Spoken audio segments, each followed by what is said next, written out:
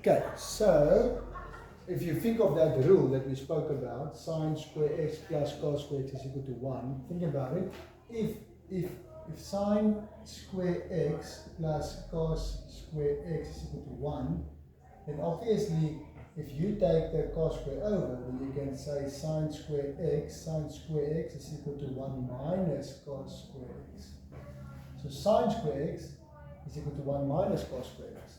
Okay, it's just, this is the identity, but you can take it over and say, so sine square, okay, sine square x.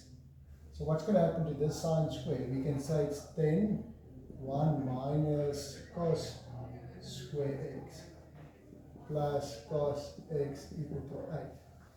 So we change the sine square to 1 minus cos square. Okay, why? Because this one is cos. This one is cos x. So if you change the sine square to 1 minus cos square, then all of them has a cos. There's no more sine. Okay, so that's the idea. Okay? So whatever the one is without the square, because the square can be changed, the sine square can be changed, but the cos can't be changed. You can't change cos to sine. You can't change it to a sine. Okay? But you can change the sine square to 1 minus cos square. Okay?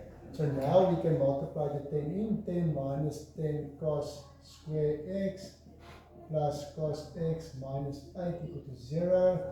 Then we can say it's negative 10 cos square x plus cos x, and then 10 minus 8 is 2. And again, we got a negative. We don't want a negative, so we change all the signs. So then 10 cos square x minus cos x minus 2 equal to 0, divided by negative 1. And now we're going to try to get negative in the middle, negative 1 cos. Okay, so it's, the only way will be cos 5 cos x and 2 cos x. That's the only way, because 5 times 2 is 10.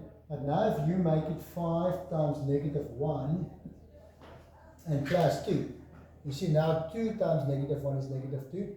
2 times 2 is 4 cos x, and then 5 times negative 1 is negative 5. So then negative 5 plus 4. Negative 5 plus 4 gives you negative 1 cos x in the middle.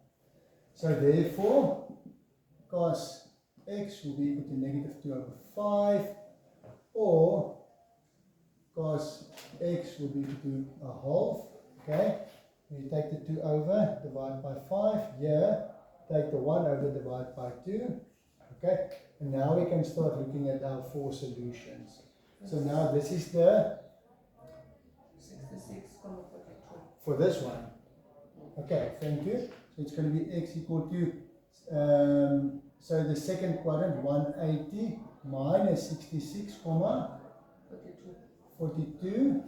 Okay, which will give you 141.33,58 plus 360 times n element z. And then that's in your second quadrant, and then it's also negative in the third quadrant. So we're going to say, or x equal to 180 plus 66,42. So x equal to 246,42 plus 360 times n element z. So we got the 2 solutions for this one. That's 1137. Which one now? Number yeah. The 133,58. Let me just check. Just want to see where I can get space for this last part. Yeah, I think we can do it here at the bottom. Okay, so then for this one, this is now, and then sorry, that must be 113. Thank you.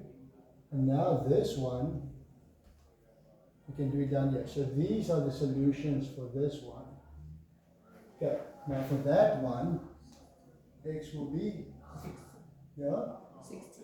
Okay, so it's going to be 60 degrees, first quadrant, 60 plus, okay, 360 times n element z, or x will be equal to negative 60 for the fourth quadrant, plus 360 times n element z. So there's the 2 solutions for that one. 4 solutions again. Okay.